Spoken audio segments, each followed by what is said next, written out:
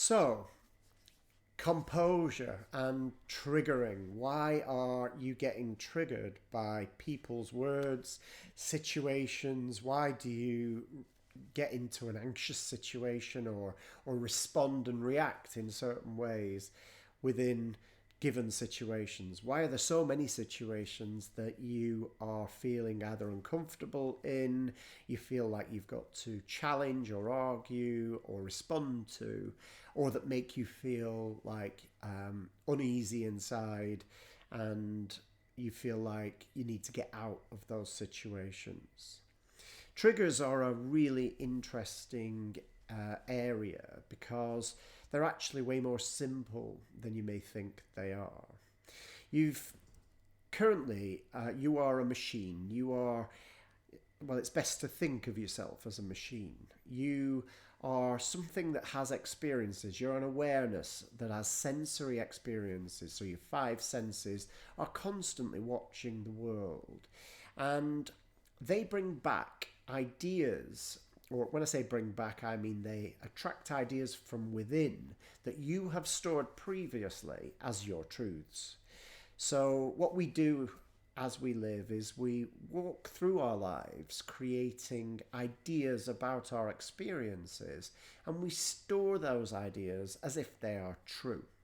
They're all subjective because whatever we see and do and hear and what people say is just what happened. It's just a thing without meaning.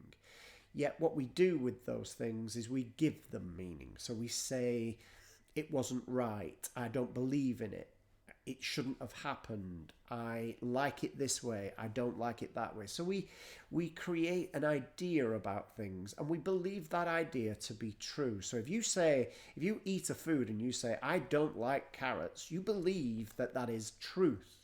You believe that that is a hard and fast stored idea that you're going to have to live by. In fact, you do kind of have to live by it because you've decided it's true. It's not a truth, though, it's subjective. And you can easily test that any idea you create is subjective by saying to yourself, well, if I was on a desert island, would I eat the carrots if there was no other food? Well, of course you would. So is it true that you can't eat carrots? No. So what does it even mean that you don't like them? It means absolutely nothing. It's just a subjective idea that's only useful to you until the only food there is carrots, at which point you've got to eat them. So some very simple logic behind the storage of ideas. But you're storing ideas about your reality constantly. And you're, as a machine, you're a little bit like a Google search engine. So you're pulling back ideas based on the experiences you're currently having. So if you've stored the idea I don't like carrots previously and you see carrots on your plate, you will be triggered by the carrots. You will be looking for a way to avoid the carrots. So you'll have a reaction and a behavior that is relevant to the carrots that you see. You're experiencing carrots and you've got the idea stored that carrots are a bad thing and that you don't like them and what are they doing on your plate. So you're going to have a lot of thoughts about the carrots. Now, carrots is a really easy example, but really you are storing an infinite number of ideas about an infinite number of things. And you've decided they're true. So if you think something is wrong or right, you believe it to be true. And it doesn't matter if it's only a partially held view by a certain section of the population, or actually if it's held by the majority. None of them are true, it's just subjectivity at work. So you have stored subjective ideas and you've decided they are true. In fact, everything you hear and adopt as truth is subjective. Even the science is subjective. Because just because experiences are repeatable and the observations about those experiences are repeatable doesn't mean that a conclusion you draw about the experience is truth. It just means that it's repeatable.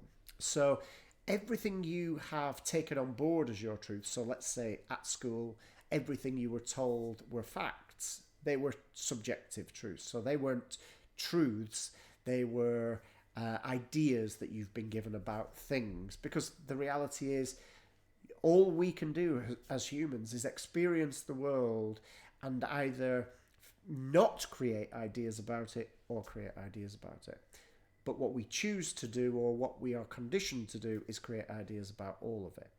Those ideas accumulate infinitely, and in the end they become triggers, because the more ideas you store and the more strongly you hold those ideas as truth, and the more triggering those ideas they become. So for instance, you're in a conversation and somebody says something that you believe to be untrue. What do? You are now triggered, and you must react and respond by arguing with that person or challenging what they've said. Why? Because you have the idea stored that is not, it doesn't match their idea. You've been triggered by what they've said, and you believe that somebody's got to be right, even though right and wrong would mean truth or untruth, and even though there is none. But you are triggered, and you then have to respond. So you have stored ideas that you really believe in, and you are doing this all the time. You really believe in the things you believe to be true. You really think they're true. And certain things, you are so attached to them being true that you will fight for them, and you will put yourself into a situation of real conflict in order to be challenged. So like your fears, for instance. So let's say you've decided you're scared of heights. It's not a fact that you're scared of heights.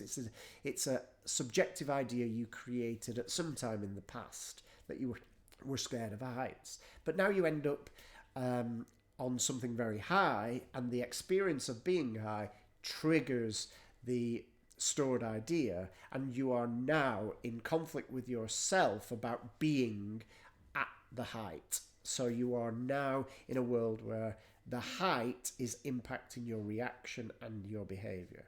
And that could be heights, it could be what people say, it could be circumstances, it could be foods, it could be anything in your environment that is triggering one of the many, many, many ideas you've stored and attached to and believe to be true. The reality is none of them are true, and you've attached to them as your personal truths, and they are creating your triggers. So as we realize that what's creating our triggers is not actually the outside world, it is our ideas about the experiences we've had in the past. The only reason we're triggered is because we are going through our lives deciding that certain ideas we've got about things are very true, very attached, and very important. We think they really matter. And therefore, later, when we are in the experience, or in a relevant experience to those things that we've stored, we find them coming back. They make us feel anxious. They make us feel like we've got to react. They make us uncontrollable. They give us incomprehensibly difficult impulse control. So we can't stop ourselves speaking. We can't stop ourselves acting, because we're very attached to how right or wrong, or how much we believe a certain idea to be is. So as the trigger comes in, we react very quickly because we're very attached to the idea. So triggers are all about the pattern of storing ideas about your reality all the way through your life, and then it being pulled back like a search engine based on the experience you're currently having. So the question of why am I getting triggered so much is not to do with the outside world, it's to do with how many ideas are you attached to, and therefore how many situations that happen on a daily basis or all the time are you going to be triggered by? Because it is directly proportional to the number of things you are attached to as your truths. Personal truths are triggers, and everything you believe or think to be right, wrong, good, bad, liked or disliked, wanted or feared is an idea that you have stored with a certain amount of attachment. And the attachment governs just how prickly those triggers are. If you don't want to be triggered by the world, you have to learn, first of all, not to attach to ideas you create about reality, because none of those are true. Reality just happens. The world just happens. Life just happens. And as long as you don't give it meaning and don't decide it's got some sort of polarity and meaning to it, you'll realize that you are not storing those ideas with any attachment. And equally, your triggers will start to drop.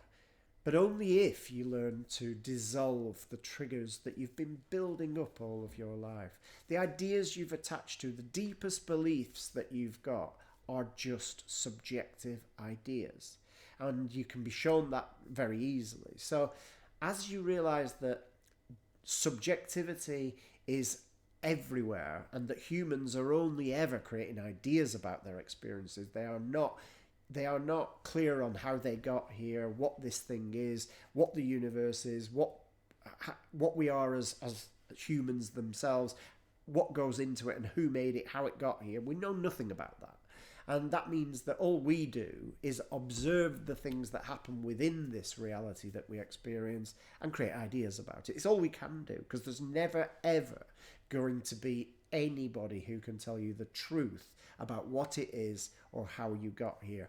And the more you dig and the more ideas you will find, but all you can do is create an idea that's subjective. So they are building your triggers, and if you can stop that pattern and dissolve those triggers, then you are going to be free of compulsive behavior, OCD, addiction, and all of the triggering experiences that you're currently getting.